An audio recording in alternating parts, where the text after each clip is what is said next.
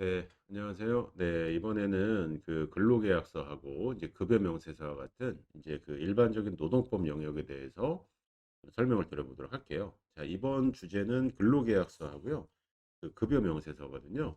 그래서 이 근로계약서에 어떤 내용이 들어가야 되는지, 급여 명세서에 어떤 게 들어가야 되는지에 대해서 그 살펴보도록 하겠습니다. 자, 일단 근로계약서의 필수 항목은요. 일반 근로자 같은 경우는 근무 장소, 업무 내용, 그다음에 임금 항목, 급여 상여, 수당 계산 방법, 지급 방법인데 자, 뒤에서 말씀드리겠지만 이 부분을 그 자세하게 확장한 게 임금 명세서 혹은 급여 명세서 의무 교부 사항이 될 거고요. 그리고 임금을 받기 위해서 내가 몇 시간을 일하는가가 소정 근로 시간이라고 하는 건데 그 소정 근로 시간 그리고 열심히 일하셨으면 쉬셔야죠. 그래서 휴일 그리고 마지막에 유급주 휴일 및 연차 휴가 그다음에 업무 시간, 시작 종료, 휴게 시간 이런 것들은 필수 기재 사항이고 요걸 기재를 안 하시게 되면 그 일반 정규라고 하게 되면은 이제 벌금에 처해지니까 반드시 기재를 해 주셔야 돼요. 네. 그다음에 그 기간제 근로자 같은 경우는 계약직이라고 불리우는 자들이에요. 그래서 그분들에 대해서는요. 그 근로계약 기간이라고 하는 요 하얀색 박스 밑에 그 삼각형에 근로계약 기간이라고 되어 있죠. 자, 요게 기간제 근로자에 하나가 추가되는 필수 기재 사항이고요. 그 밑에 근로일 및 일별 근로시간은 단시간 근로자일 때 추가가 되는 항목이고요. 기간제이면서 단시간인 분들도 계시거든요. 그럴 때는 근로계약 기간, 근로일 및 일별 근로시간 다 추가 기재해 주셔야 되고 그 이하 내용은 여기 화면에서 보신 앞서 보신 일반 근로자와 동일합니다. 자, 그래서 요거는 필수 기재 사항이니까 반드시 기재하시고 반드시 교부까지 해 주셔야 돼요. 자, 그리고 이제 아르바이트 시장에서 혹시 18세 미만인 연소 근로자가 만약에 취업을 하신다라고 하게 되면요. 그 사실을 앞에서 말씀드린 거하고 필수 기재 사항은 똑같아요. 다만 그 여기에 나와 있진 않지만요. 그 친권자 동의서를 받아 주셔야 됩니다.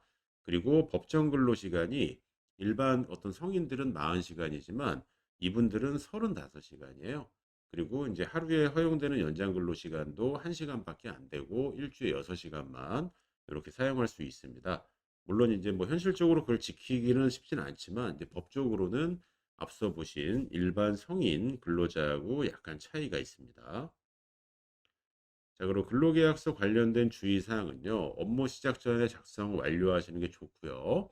그리고 완성된 계약서는 직원과 사업자가 각각 한 부씩 보관해 주셔야 되고요. 그 교부했다라는 거를 입증해 주셔야 되고요. 그리고 근로기준법 개정 시 재작성하는 게 원칙이고요. 그 직원 퇴사 후에 3년 이상 보관을 해 주셔야 되고, 그렇지 않으면 최대 500만 원까지 과태료 벌금이 부과가 될 수 있어요. 자, 그리고 급여 명세서 발급이 의무화가 됐습니다. 언제 됐냐면 그 2021년 11월 19일부터요. 발급하고 교부해야 되는 게 의무화가 됐고 그 관련된 규정은 근로기준법 48조예요. 자, 보시면 급여 명세서, 근로계약서 말고요. 급여 명세서 필수 기재 사항은요. 첫 번째로 근로자 인적 사항이에요. 대표적인 게 이름, 그다음 4번 부서 직위, 급여 내역, 그다음에 기본급 상여 성과 어떤 수당이 얼마가 나가는지, 그 세후 영역인 공제 내역, 근소세, 지방소득세, 4대 보험, 그 종사하는 업무, 그다음 임금 및 가족수당의 계산의 기초사항, 수식까지 넣어주게 되어 있습니다.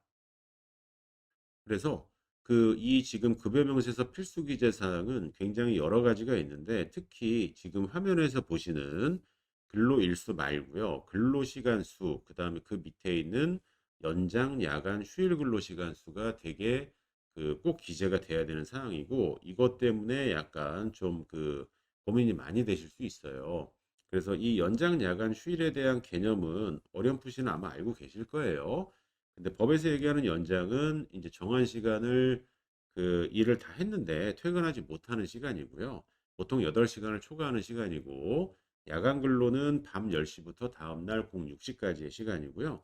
그 휴일은 말 그대로 쉬기로 한 빨간 날 나와서 일한 거를 휴일 근로 시간이라고 하죠. 이런 것들을 정확하게 기재를 하시고요. 이 사람의 시간급을 가지고 어떻게 계산했습니다라는 계산 내역을 짚어 가지고 명세로 매월 내보내셔야 되는 게 이 급여 명세서 교부 의무가 돼요. 그래서 그 마지막 줄에 보시게 되면 기본급과 각종 수당 이외에 임금 관련 내역 중에서요. 그 밑에 보시면 통화 이외의 것으로 지급된 경우 품명 수량 평가 총액이라고 되어 있는데 이런 항목은 많지는 않지만요. 중요한 거는 그 수량에 의해서 뭔가 변동성이 큰 급여다, 아니 변동성이 있는 급여다라고 하는 것들은 다 급여 명세서에 반영을 해 주셔야 되고 교부를 해 주셔야 돼요. 그래서 여기에는 나와 있지 않지만 교부 방식은 많이 자유로운 편이어서요. 그 서면도 되고요. 이메일도 되고 SNS 뭐 카카오톡도 되고 그리고 앱 방식도 되고요. 저희 뭐 세무장부와 같은 앱도 되고 그리고 그 문자 메시지도 됩니다. 변형만 되지 않는다는 보장만 있으면요. 자유롭게 이제 그 배포가 아니 교부가 가능합니다. 그래서 근로계약서하고 급여 명세서는요. 1인 이상 사업장에 모두 다 적용이 되는 거기 때문에 이 두 가지만큼은 정확하게 준수하시고 작성하시고 교부까지 해 주셔야 돼요.